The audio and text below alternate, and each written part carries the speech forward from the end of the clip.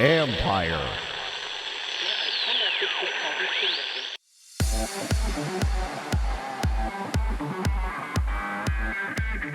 The stadium experience is ready for the reopening. Ultimately, we've had to learn to ignore the noise and just focus on those things that are within ours and our clients' venues control. That's Adam Goodyer, CEO of Reallife Tech, where safety and convenience converge. This is the Future Sport Podcast. I'm Bram Weinstein.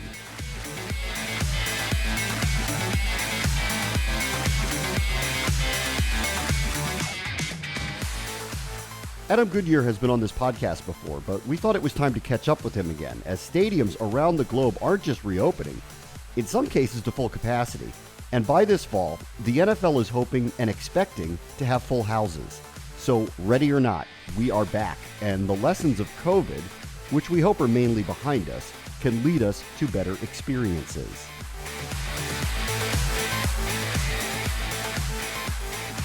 Our guest this week is Adam Goodyer, who's the founder and CEO of Reallife Tech. As sports are starting to open their doors almost to the masses, we're almost at the finish line of the pandemic and opening up spaces again, and we want to do it safely. Hey, Adam, how are you? Thanks for joining us. I'm good, thank you, Bram. Thanks for having me on. This is your specialty. Obviously, some of this, the technology that you've worked with in the past, of course, is about spending and technology within the stadium experience, but there is the part of safely returning fans to stadiums and events. Can you kind of take us through how you've been thinking through all of this for the last year or so? Sure. Very happy to, because it's pretty much all I've been thinking about. One of the things that I guess we started looking at that has now become less important are some of the procedures around testing, around passports, health passports, and this kind of area. There was a lot of push in the early days as to would there need to be integration into these types of technologies. What has happened is that, and I'm glad that this has been the case, is that governments have been taking more control of that themselves, which has let the venues focus on the areas that they can control and that have traditionally sat in their wheelhouses anyway, particularly digital ticketing and mobile entry, so integrating ticketing into mobile, and then the move towards complete mobile and cashless ordering for anything within stadiums and venues. And really what we're seeing across the board is the focus on those two technologies that venues are utilizing alongside their safety protocols and the way that governments are doing testing in order to bring events back safely. That's an interesting part of this. Clearly, and you're dealing with governments around the world. We're following closely here what's happening in the United States, and even jurisdiction by jurisdiction, things can be different here, even at this point. How have you kind of navigated all of that, where there are different accelerations as to where there's a comfort level in different regions of the world to bring people back? Sure.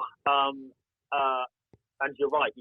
We operate in 10 different countries, including the United States, with the different state laws and protocols. Ultimately, we've had to learn to ignore the noise and just focus on those things that are within ours and our clients' as venues control. And what we've seen that being is a focus on ensuring that there is clear and consistent communication as things reopen. In days prior to COVID, there was always a concern about, we don't want to send people too many messages, whether it's email or push or text or whatever that may be. Now we're seeing the reverse of that, in that really being able to communicate consistently, and often on a personalized and one-to-one level, as in, your ticket is this type of ticket. You should be coming at this particular time. This is where you are entering the building. These are the protocols. This is where you should be ordering from, and this is how you ensure that you do it safely in terms of keeping distance and having a great time. And this is how you can leave and get back home quickly and safely. So that communication, which is always what stadiums and event organisers are good at, and just getting these things moving and shutting out the noise is what we've seen as well. Last time I spoke to you, listen, I think a lot of these things that we're talking about pre-pandemic were just making the stadium experience better for the fans and streamlining it for them. So I guess this ball was rolling downhill, right? With all of this stuff outside of the health concerns that clearly came up over the last year. Can you kind of take me back to pre-pandemic and what the priorities were for you, your company, and your tech, and what stadiums and teams and leagues were looking for to make the stadium experience better for the fans in general? Absolutely. The priority for us prior to COVID was adoption. How do you get enough people to use new technology to prove its value, particularly to the stadium owners and organisers, that they would then invest more, both operationally and from a dollar amount, and being able to bring in new technology and new partners to do that.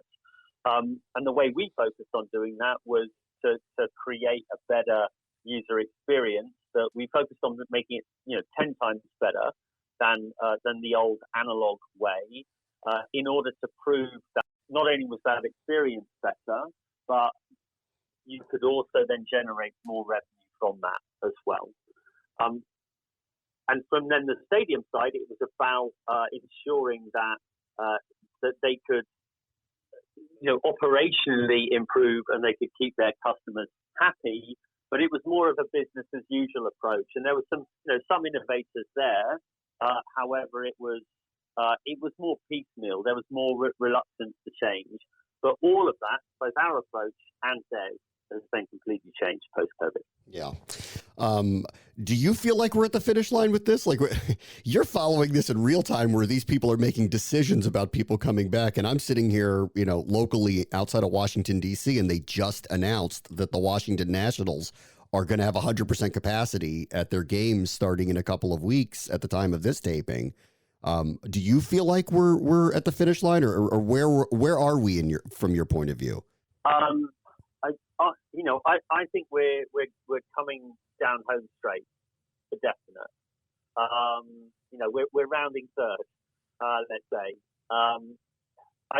There are probably still bumps in the road, but what I'm certainly seeing across the world is enough of conviction to both bring events back, and particularly in that actually doing it in the way that they're doing it at the moment, with a move towards more digital technologies and a focus on distancing and those types of protocols, that actually the risk is low.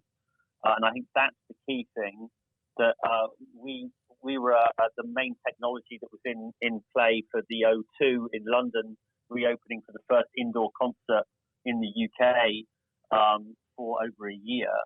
And out of 4,000 people, everyone in there was tested beforehand and then afterwards. So out of 4,000, it's confirmed today that there are only 15 positive tests from all of those people, which is obviously a huge result. So I think with that type of data, it definitely seems like we're on that home straight. Are you good with people? Maybe you're organized or have a knack for numbers. Well, then chances are you've got skills that could lead to a new career. A Google Career Certificate can help you get a foot in the door with top employers in fast-growing fields like IT support, project management, data analytics, and user experience design.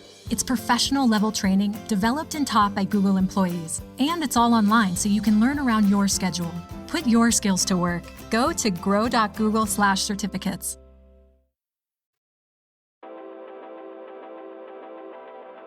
When you speak to teams and leagues, and maybe to fans on some level, if you are getting feedback from them specifically, putting aside all the health concerns and all of that we're all literally dealing with day to day, when we start getting back to normal and people are back at live experiences and they're feeling comfortable again, what do they want out of the modern stadium experience that you can help provide? Sure. I think what fans want, and that they've always wanted, is to be entertained. They want to go and have a good time. And, actually what we've seen is that in the past, fans will accept things that maybe customers wouldn't. There's an interesting distinction. Fans are called fans because, that's what they are. That level of custom that they have with you as a brand is much, much higher. And therefore they have both extremely high standards and in certain areas extremely low standards. I mean, I'm sure everyone who is a fan will be familiar with stories of of poor quality stadium or travel experiences, or poor quality in food and service, which they just accept because they love the team. What's happening now is that is becoming increasingly unacceptable as an experience, and stadium owners, I think, accept this, but also accept that actually technology forms a part of what is a minimum acceptable requirement. That fans now expect technology in forms of mobile ticketing and entry and mobile ordering and seat delivery. They expect these things to be in place, and that's what venues and stadiums are trying to move to now. One thing I want to call out that's changed since we last talked is the operational challenge of doing this. However, in that what we are seeing is a move to mobile ordering and ticketing is putting a different kind of pressure on operations, and there's going to need to be, one of the things that we're doing with our clients in this space, and others are also doing, is looking at ensuring that there is a careful ramp up of the adoption of mobile technologies in this space to ensure that the customer experience is actually better. Because in certain circumstances, operations can become overloaded with new technology and the experience becomes worse.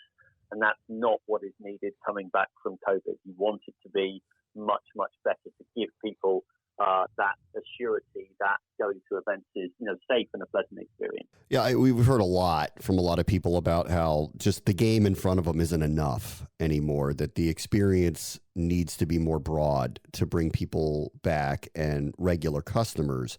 To that end, are you all in any kind of gaming, engagement models within the products that you're building for teams? That's not an area we focus on in terms of gaming. Engagement, however, is. But we look at it in a different way, in that one of the great benefits of technology adoption post-COVID, as well as the ability to improve customer experience just on the ground, is being able to utilize the data effectively. And what you now see is that you can have data on everybody who is in your stadium. And what this then allows is the ability to be able to target hard to reach groups of people, particularly in areas that were not traditionally strong for a number of sports. Gen Z millennial customers who are historically not season ticket holders and don't buy in the same way as their older demographics. And what we spend a lot of our time enabling is the ability to be able to effectively target and segment these groups of people and fans that enable then the offering of different types of tickets and more experience-based tickets rather than the traditional season tickets. So it's a different form of engagement. We're not looking to make it from us personally about, games or, not what's going on in the field, but being able to reach those fans and offer them a different experience with a different type of ticket is really important. Yeah. One other broad topic I'm curious on your opinion on, and if you're working with it, and I'm sure you must be, is cryptocurrency. How are you viewing cryptocurrency being utilized in sports and sports technology? It's a very interesting topic. I would say, I would broaden it from just cryptocurrency into that type of blockchain and distributed systems technology, i.e., the ability to be able to provide a secure ability to track an individual within, not to be too technical, within, a different type of database environment. What you're seeing is then the huge shift in terms of NFTs and shared digital ownership and big shifts in loyalty and the assets that can be sold. And I think that, that use of blockchain technology to be able to create almost limitless merchandise and then drive loyalty from that is going to be incredibly important. So I think blockchain is a technology that is, it's fundamentally already changing, the fabric of, currency, as you talked about. But I think, fandom, collectibles is also going to be the next area that comes under that. Yeah. All right. Last thing for you, as you're working with all the leagues and the teams and these venues, as new venues come along in the next few years, what do you think is important aspects of the build technologically that will help them get ahead of whatever the modern technology curve is for their new venue?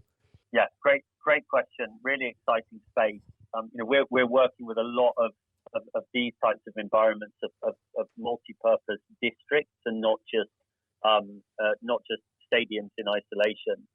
The key thing from our perspective, and this is what we talk to our clients about, is really understanding and having a clear view of the data ecosystem that exists and how the data can be shared and can be utilized across these different multifaceted environments. Just as you would use and do use an architect to look at how these things are built physically, that also employing a similar approach to how the data ecosystem fits across these environments is incredibly important, because it offers the opportunity and then to deliver on the customer expectations that you can help people navigate these larger environments by showing them what they need to see and what is most relevant to them and engaging with them on more than just a single game day basis so that you develop a bigger relationship over time.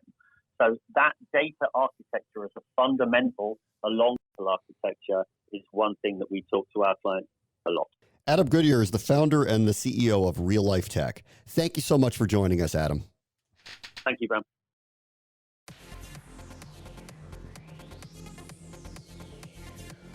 On the next Future Sport podcast, we'll deep dive into the tech behind showcasing high school sports in and out of a pandemic. It was kind of shocking. The first indication we got was last summer, so kind of July and August, as schools really started to lock in their plans for return to in-person education.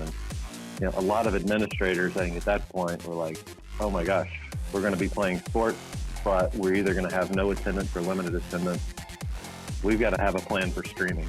That's David Rudolph, CEO of Play On Sports and the NFHS Network. He's one of the groups who saw a massive uptick in interest in their products. That will do it for this episode. As always, the future is now. This is the Future Sport Podcast. I'm Bram Weinstein. The Future Sport Podcast is brought to you by 3Advance, developers of sports tech apps that are AI-powered and UX-focused.